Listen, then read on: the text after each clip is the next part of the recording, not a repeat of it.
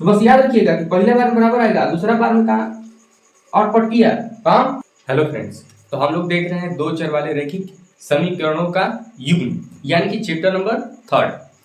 आज की क्लास में हम लोग देखेंगे जो हमें बहुत ही ज्यादा इरिटेट करता है, जो क्वेश्चन बहुत ही ज्यादा परेशान करता है, वो क्या कि कोई कहता है अद्वितीय है, कोई हल नहीं है, संगत है, असंगत है। ऐसे क्वेश्चन, ऐसे जो टाइप के होते हैं, बड़े परेशान करते हैं और ये एमसीक्यू में इतना पूछ देता है कि एकदम इरिटेट हो जाते हैं कि कौन क्या होगा, कैसे होगा। तो आइए उसको एक ही अंदाज में इसे क्लियर करेंगे। चलिए देखते हैं। तो हम आज इसी को देखेंगे कि रैखिक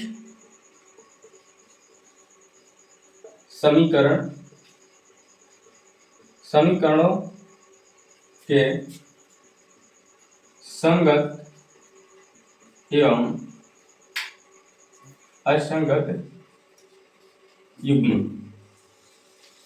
ये संगत और असंगत क्या है थोड़ा सा समझेंगे, उसके बाद इसके थ्योरियों को देखेंगे। संगत माने क्या? संगत जो संगति हो, मिला जुला हो, जिसका कोई उपाय है वो संगत है।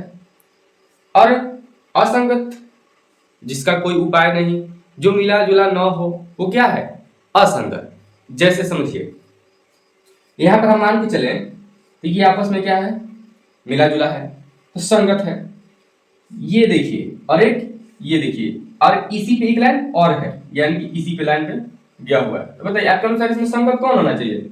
ये बाकी ये तो असंगत हो गया है, क्योंकि ये दोनों आपस में मिले हुए हैं, इसलिए संगत नहीं मिला है, असंगत। कि ये तो आलेख हो गया, लेकिन हम इसके थ्योरी की वैल्यू देखें। तो ये हो गया हमारा संगत युग्म और ये हमारा हो गया असंगत युग्म। संगत युग्म के लिए कम से कम एक हल होना चाहिए, कम से कम एक हल हो। एक हल हो जैसे कि अगर दो रेखाएं एक दूसरे को प्रतिच्छेद करती है, जिस बिंदु पर काटती है तो वहां कुछ ना कुछ क्या होगा हमारा वैल्यू। जैसे यहाँ पर एक चतुर्थांश है और इसमें कहीं भी अगर दो रेखाएं आपस में काट दे, यहाँ पर अगर काट रहा है तो यहाँ कुछ ना कुछ वैल्यू होगा। तो यहाँ पर एक हल है, तो यहाँ पर कम से कम एक हल है, तो हम क्या कहेंगे? ये संगत है। दूसरा पॉइंट हमारा क्या आएगा कि अगर कोई रेखा है और इसी पे दूसरा भी रेखा चला गया, तो इसमें तो बहुत ही हल हो जाएंगे, यानी हर बिंदु, जिस बिंदु पे जाइएगा वहां पे कोई ना कोई मान मिल जाएगा आपको। तो जब इस प्रकार की रेखाएं हो जाए तो इसको इसमें देखेंगे कि ये अनंत हल हो गया। कितना हल है हम आप गिन नहीं सकते, अनंत हो जाएगा। तो कम से कम हमें कितना चाहिए? एक चाहिए, तो इसमें तो एक से ज्यादा है। तो इस प्रकार के आलेख में क्या हो जाएगा हमारा? संगत युग्म। असंगत युग्म में क्या होगा कि पैरेलल होगा, एक दूसरे के वो लाइन कैसे चला जाएगा? पैरेलल जाएगा। तो ये तो कहीं एक दूसरे को काट नहीं रहा है, तो जब तक काटेगा नहीं तब तक कोई मान निकलेगा नहीं। मतलब कि नहीं काट रहा है तो इसका कोई मान नहीं, मतलब कोई हल नहीं, कोई हल नहीं। तो ये होता है संगत और ये होता है असंगत। चलिए अब इसको, ये तो आलेख है, हम जब समीकरण देगा तो वहां से हम कैसे डायरेक्टली को पता कर सकते हैं? क्योंकि इतना आलेख तक कौन पहुंचेगा, उतना मेहनत किस लिए? हम डायरेक्टली क्या करेंगे, वही समीकरण को देख कर ही वहीं पर बता देंगे।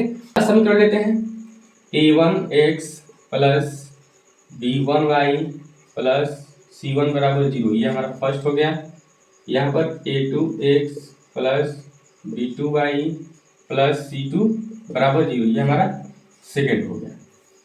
तो अगर इन समीकरण युग्मों के जैसे a1 बटा a2 बराबर note is equal to b1 बटा b2 इस प्रकार हो, तो हम कहेंगे कि ये संगत है।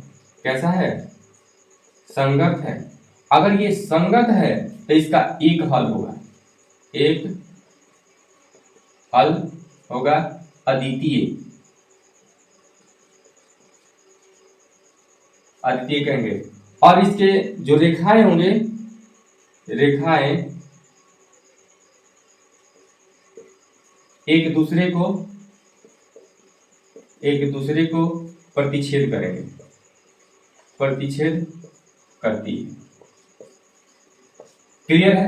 दूसरा पॉइंट क्या आएगा कि a1 बटा में a2 बराबर होगा b1 बटा b2, लेकिन c1 बटा c2 के बराबर नहीं होगा। तो इस स्थिति में क्या होगा कि असंगत हो जाएगा। क्या हो जाएगा? असंगत है और कोई हल नहीं, कोई हल नहीं। और रेखाएं एक दूसरे के समांतर होंगी,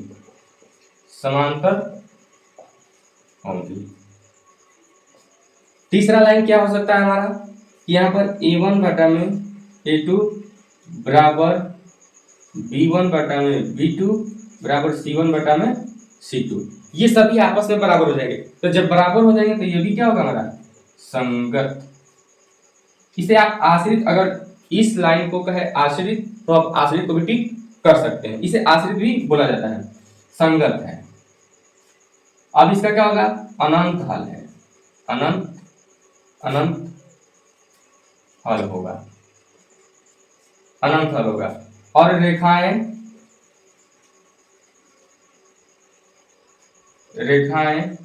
एक दूसरे के संपाती होगी, एक दूसरे के संपाती होगी।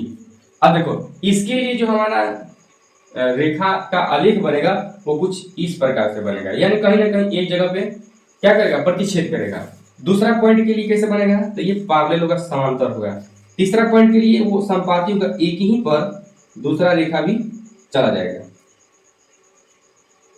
तो ये हो गया। अब इसे आप याद कैसे रखोगे, समझना एक छोटी सी कहानी कि आपका एक दोस्त है, क्या है, आपका एक दोस्त है।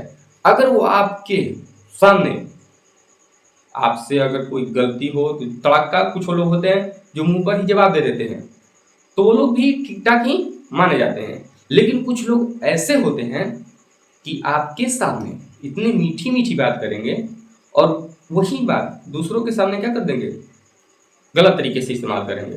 तो हम उसे क्या करते हैं, उसका कोई उपाय नहीं है, उसका कोई हल नहीं है। जैसे यहाँ पर है कि आपसे मीठा मीठा बात किया, ठीक ठाक है, लेकिन यहाँ पर क्या कर दिया, विरोध कर दिया, मतलब कि आपके सामने चुगली का काम कर रहा है। तो जब कर रहा है तो ये इसका कोई उपाय नहीं है, इसका कोई हल नहीं है। तो बस याद रखिएगा कि पहले बार बराबर आएगा, दूसरा बार में कहा और पट किया, काम खत्म।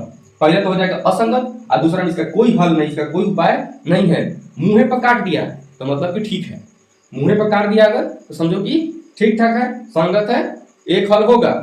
अब ये सभी जगह समान है, सभी जगह ठीक ठाक है, तो इसका तो पूछी मत, अनंत हल है ना, इसका कोई कुछ बिगाड़ नहीं सकता। और ये संगत है, असंगति केवल यहीं पर है, मुंह पे चापलूसी किया, बाद में जाके उखिट दिया, है जिसे कहते हैं। तो इसको याद रखना। और इसका आलेख कुछ इस प्रकार से, यानी क्रॉस करेगा तो संगत, और एक पर ही अगर एक ही लाइन पे दोनों रेखाएं पड़ जाती है तब पर भी संगत, केवल पैरेलल हो, अगर कहीं दूसरे को टच ना करे तो उसी स्थिति में हम कहेंगे असंगत। तो चलिए अब इसको